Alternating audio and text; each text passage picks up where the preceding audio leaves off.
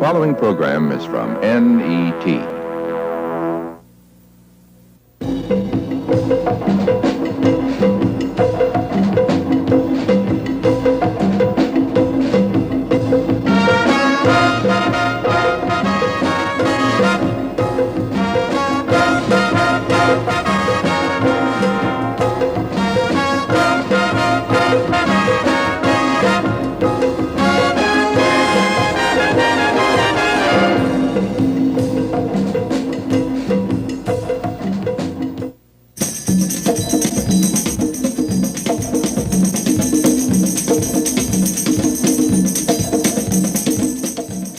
One segment of the American judicial process, law, is undergoing revolutionary changes to a very great extent from within its own ranks.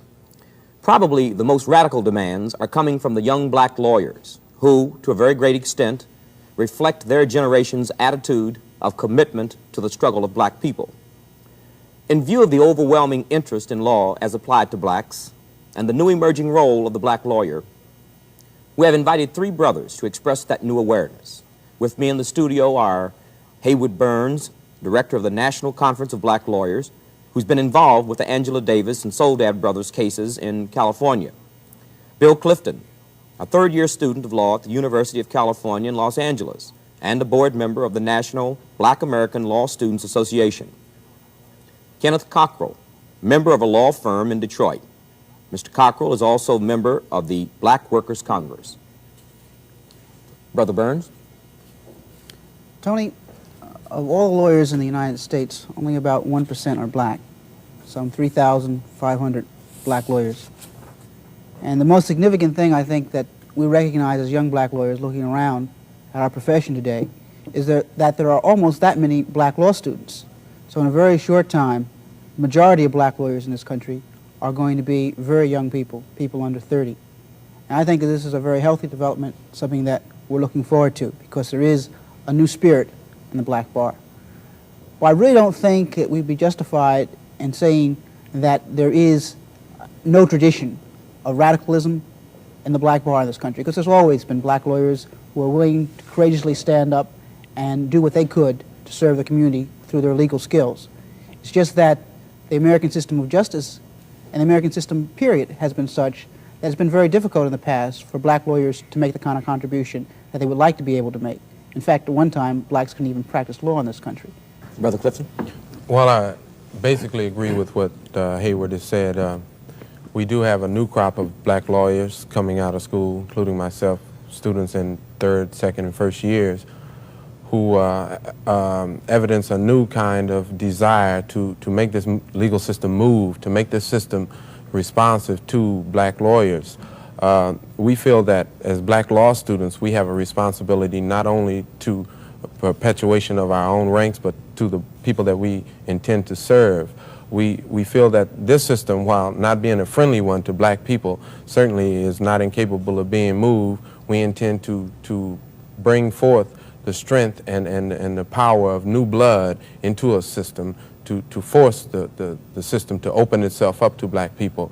We view ourselves as interpreters of the law for black people.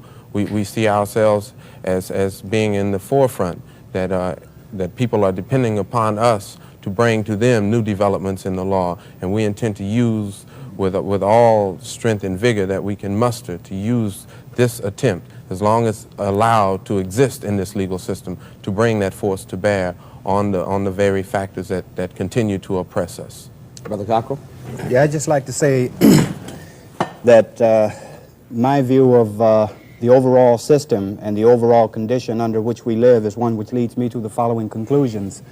One, that the fundamental enemy that has to be attacked and smashed and destroyed rather resolutely by the people is, of course, the imperialist enemy. I think that the fundamental contradiction that we confront is imperialism, with its domestic variety being capitalism in this country. Obviously, there is a color-caste contradiction in this society that produces a secondary contradiction of racism.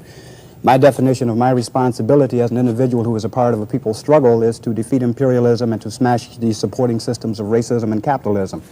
In that regard, the responsibility of persons who have legal skills is to me very clear. One, they've got to use those skills in such a way as to demonstrate rather graphically to people that the American legal system is nothing but a functional appendage of an overall state apparatus that exists to do one thing and one thing only, and that is to serve the ruling class that owns and controls the means of production, that exploits the people not only of this country but of the world. So my view of the American legal system very simply is this, that it is simply a tool that is used by the imperialist enemy. It has got to be smashed and destroyed, and the overall system of which it is a functional part must be smashed and destroyed, and that a part of that process is that those who have legal skills should use those skills to do everything in their power to begin to demystify the American legal system so that we can convince black and other oppressed people that they are not justified in continuing to rely upon the operation of the American legal system as the vehicle through which our liberation will be secured. There is no shortcut. There is but one thing that will serve us in terms of liberation, and that is the smashing of imperialism and the seizure of state power placed in the hands of the people, guided by the proletariat. So that's our view. Okay, Ken, could you define specifically what you mean by imperialism? When I talk about imperialism, I'm talking about the fact that there is a form of economic organization inside of this country and inside of this world. The form of economic organization inside of this country is one whereby the fundamental means of production, the factories, the mines, the basic economic infrastructure is controlled by a relatively small number of people. That on the other side you have labor, the persons who enter the economy and have nothing to do but exchange their labor, work, for wages. The wages are generally very small, just that minimum that is necessary to sustain them on a minimum level, and the rest of that is what we call surplus value. In a Marxist-Leninist analysis, that is surplus value is exploited, it's characterized as profits, it goes to the ruling class. When the domestic capitalists, the cats in America, the ruling class, enter other countries in two ways. One, they enter by financial penetration, that is to say investment in other countries. You see it everywhere, South Africa, Chrysler Corporation, all over the world. You see it with the wage price free situation that's taking place right now, for example. When they penetrate other countries through the use of the exportation of capital or direct investment in those other countries, and when they couple that, of course, with the use of this elaborate military machine to smash national liberation struggles that take place in other countries, which struggles might result, for example, in the expropriation of the ruling class over here, kicking out taking their companies over, this kind of thing. So when I talk about imperialism, I want to put it, like in terms that I hope can be understood. I'm simply talking about capitalism leaving the borders of the United States, number one, through the mechanism of financial penetration and the acquisition of markets in those other countries, and the use of the fist, the gun, and the club, and the force of the armed military apparatus of the state to smash liberation struggles wherever they might occur in the world, because those liberation struggles are headed fundamentally in the direction of socialism, and therefore are unalterably opposed to the continued existence of the capitalist rule and domain over the entire world. So that's what I mean by imperialism. It is the fundamental enemy. We understand that we are black, we understand that our oppression has a national character, but we also understand that if it were not profitable for the capitalist and the international capitalist to be called the imperialist, if it was not profitable for those elements to subject us to exploitation on the basis of our race, they wouldn't do it. It simply wouldn't make sense. So what I'm suggesting is, to whatever extent we are discriminated against, and that's very clear to all of us, we've still got to recognize that fundamentally we're dealing with a system that is run on a logic that says we must extract as much profit as possible for those who own and control the means of production, and the hell with the rest of the world. So I'm saying that that's the fundamental enemy. The same Chrysler Corporation in America that can join forces with such things as the Urban Coalition and talk about redeveloping inner cities and solving those problems are the same Chrysler Corporations or Ford Motor Companies which are exploiting and extracting surplus value from black workers under the apartheid system in South Africa, for that matter over the entire world. So that's what I mean, just generally speaking, Tony, about imperialism. It is our enemy. The people have the capacity, the people have the right, the people have the duty to rise up, to seize power, and to run this society in such a way as to produce not profit for the few, but to produce on the basis of meeting the needs of the people who live in the world. Well, as a lawyer, you use the word to smash and destroy. What functionally could you do as a lawyer in terms of... There's a number of things, Tony. I just want to cite one example, and I think the brothers could probably join in at some point. In terms of this, I cite one example of a case that I was involved in. I was involved in a case called the James Johnson case in Detroit, where there was a black worker who was born in Mississippi who had been subjected to conditions of a colonialistic kind of form of upraising. He was born on a plantation and so on. This brother finally made it through in the course of his life up to about age 30. He found himself working in an automobile plant, a Chrysler Corporation plant in the city of Detroit. The conditions at the point of production where he was caught up in those contradictions were such that finally one day this brother got fired. He went home, got a carbine, returned to the plant, shot down 2 foremen and 1 job setter. We defended this brother. We had the following objectives in mind. One, we had the objective, of course, of demonstrating as clearly as we could to people the contradictions that exist, you know, in terms of workers at the point of production. We exposed the conditions of the plant. We exposed the role of international imperialist corporations as being essentially exploiters of the surplus value of workers. We exposed the racial conditions, the colonial conditions, if you will, as Fanon writes about him in The Wretched of the Earth. We exposed the conditions of his upbringing.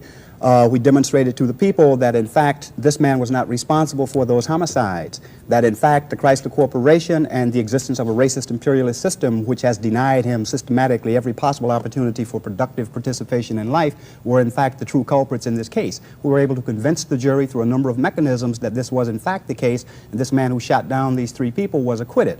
The importance of that case was understood not only in Detroit, not only throughout the country, but indeed throughout the world. Even Time magazine had to give it a play.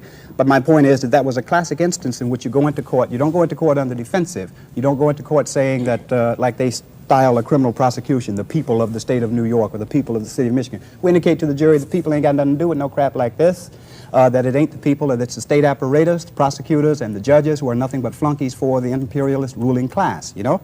They understood that. We demonstrated to the people what those conditions were. The people indicated that they had had their level of political consciousness raised to such a point that they were not prepared to simply blindly ratify a judgment that would call this man a criminal. He was not a criminal. The system is a criminal. The imperialists are the criminals, and they understood that. Classic way. So what I'm trying to say in closing, okay? A lot of people say that you cannot be revolutionary and be a lawyer. A lot of people say that when you work inside of the legal system, you're working as a reformist. I don't have that view. I don't think Haywood has that view. I don't think that Bill has that view.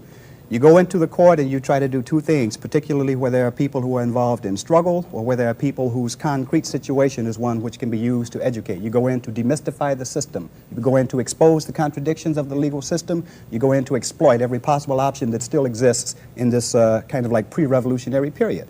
And I think that that's a very positive and, you know, like incredibly important function. There are other examples that possibly we can get into at a later time, but that concretely, brother, is what I mean. I agree with a lot of what Ken said. Ken and I have known each other for a number of years, and we functioned together. And Ken, in fact, is a member of the National Conference of Black Lawyers and one of our stellar members. Yeah, and Haywood was once my lawyer. He defended me when they were trying to disbar me. So we're in substantial agreement in large numbers of areas. But one of the things that I did feel that Ken said that I'd like to raise from perhaps a different perspective is the whole question of this confluence of caste and class in this country when it comes to the law, the racism in American law and the class bias in American law. Because I'm not sure that I can agree 100% with Ken's analysis about the nature of the legal system here when it comes to the question of racism. Because I think, in fact, it's been demonstrated in some areas that the kind of apartheid that has existed in this country has, in some cases, existed even though it was not in the economic interest of those persons who were in power. I think, for example, of the situation in the South for a long time. You did a strict economic analysis. You could see that the kind of apartheid that existed there was not economically in the interest of the persons in power. And it was in that kind of a situation that the racism that is part and parcel and pervasive of this country was the most important and salient factor.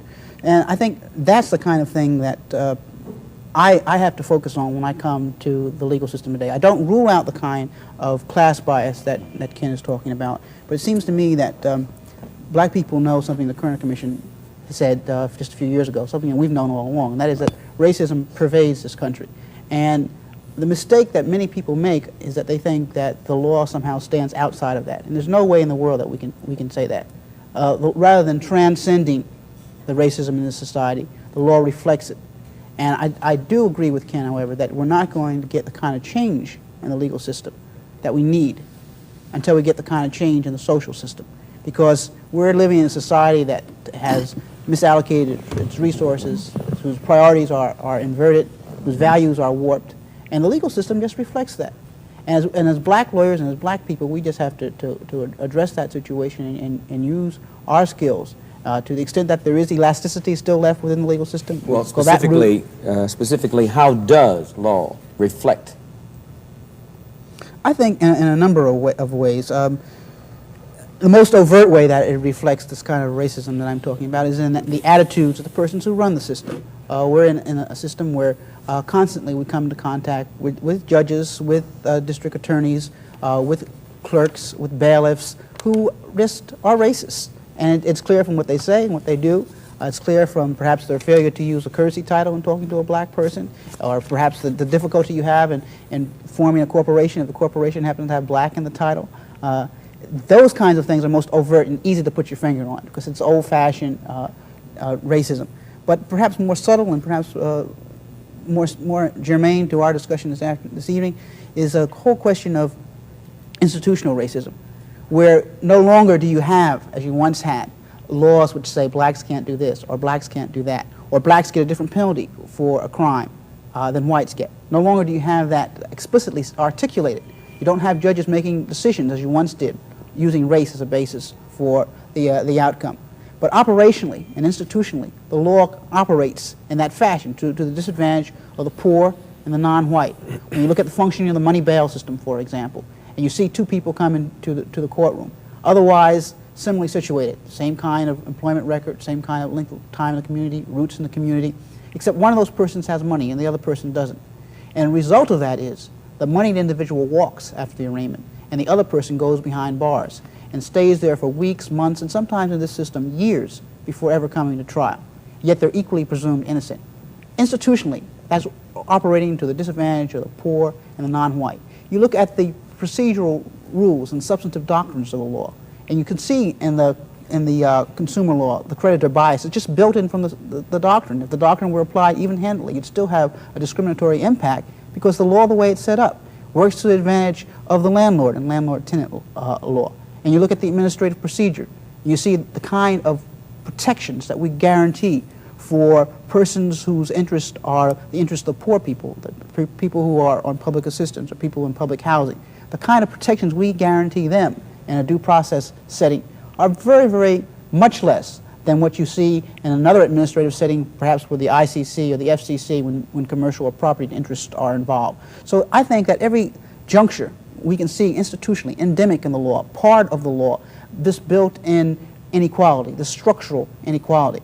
And those are the kinds of things that we're trying to address. But I think we make a mistake, we think of the law as a panacea, because we're not going to cure these kind of problems only through the law. The law is just one of a number of useful tools in this overall process. And I think that's part of the perspective of the young black lawyer, and that he doesn't think that he's got the answer, but only part of the answer. I think that, Tony, I think that basically black law students have serious problems in attempting to address themselves to the problems that Ken and Haywood were elaborating on. I think that mainly black law students many times view themselves as being a new vanguard, a new leader in this fight against constant oppression. But I think that if we're to be realistic about present situation, we are only allowed to operate within this system as long as the powers that be permits us to operate. And I mean, we must go in there with this in mind. I think that disbarment should be a reality towards any black lawyer who intends to make any change in this system. Not that, you know, this is a means of doing it, because I'm certainly not sure of that. As a matter of fact, I'm becoming less and less sure daily. I think the situation that Haywood mentioned, such as the discrepancy in the bail situation, there was a case involving Angela on the West Coast. In this situation, she was not even allowed money bail. She could not be bought out of jail.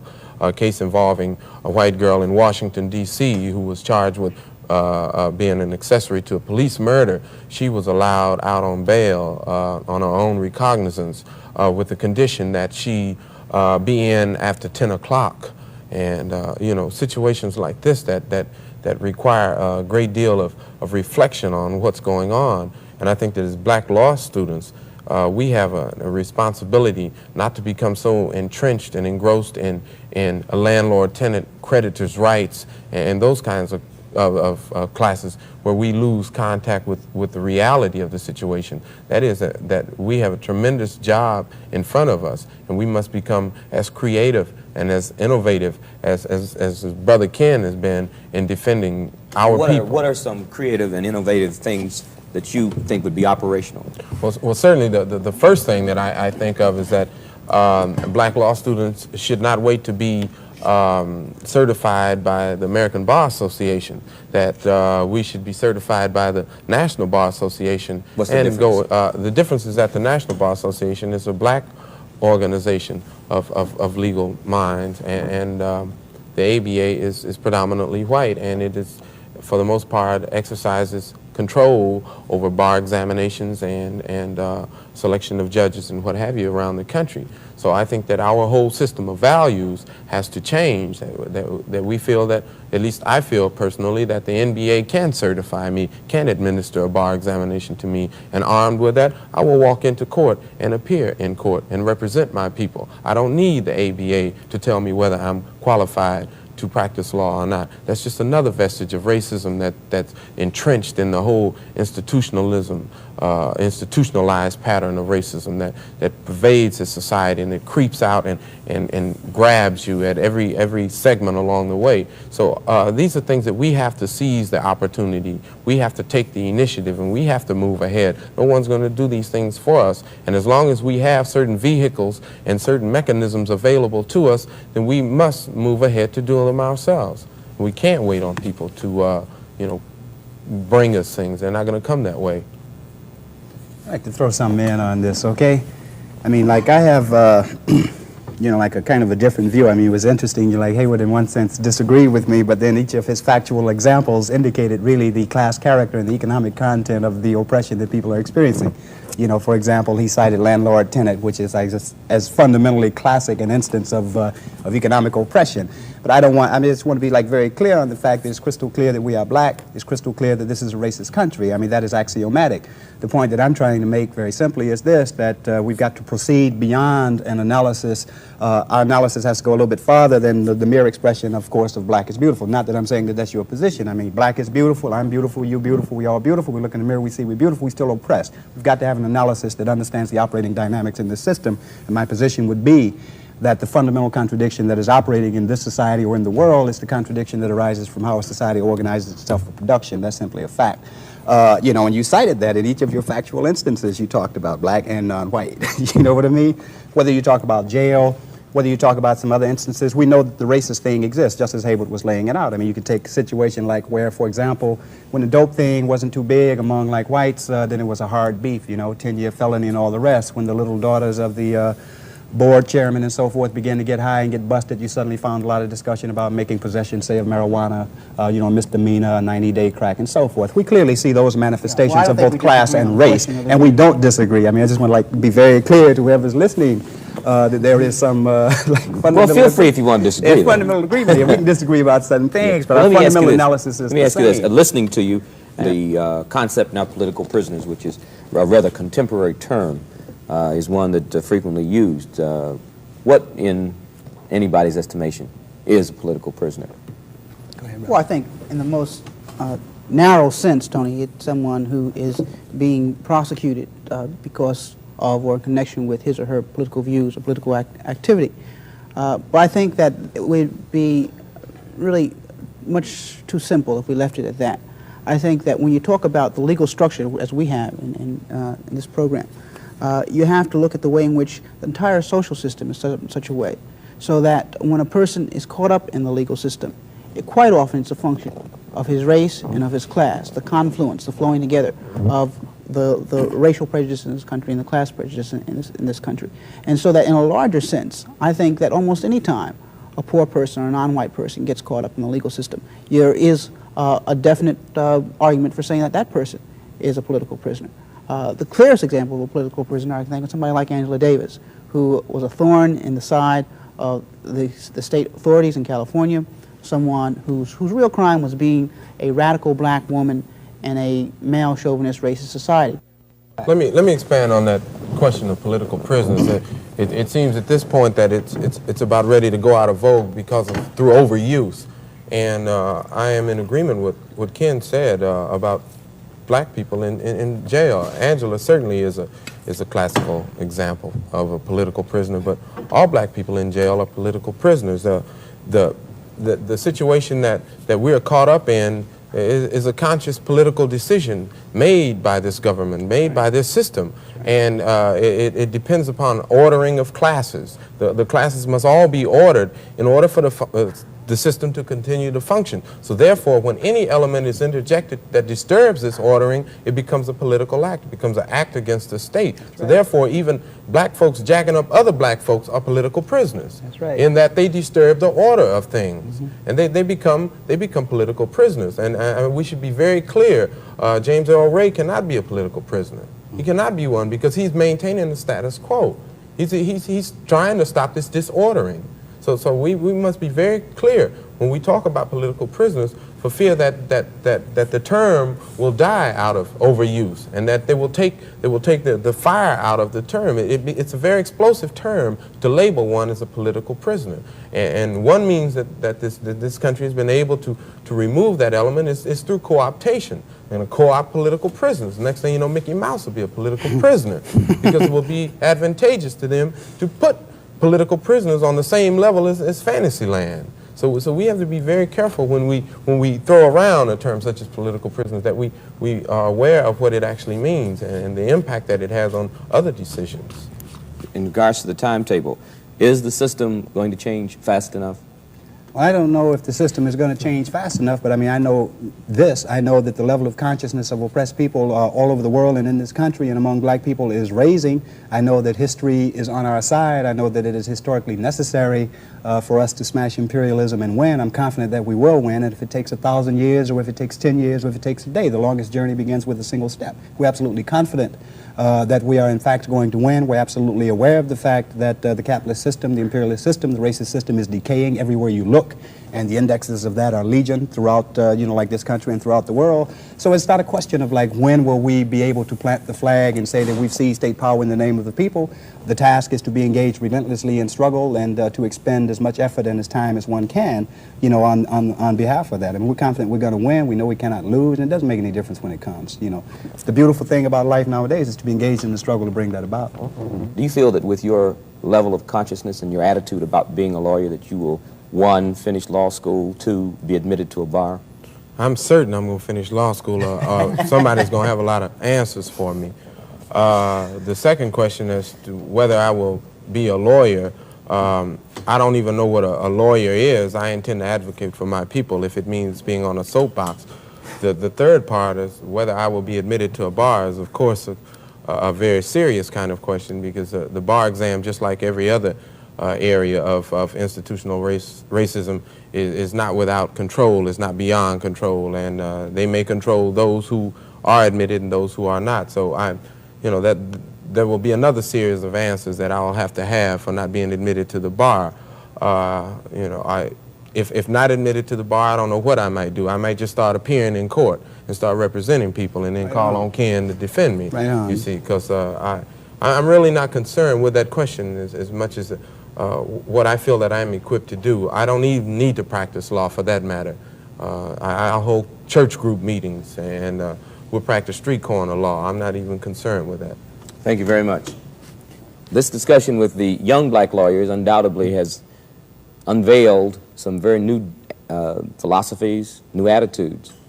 It's very clearly pointed out there will be some change, no matter how minor in the system, and there's been a definite change in the philosophy and ideology of blacks who will practice law.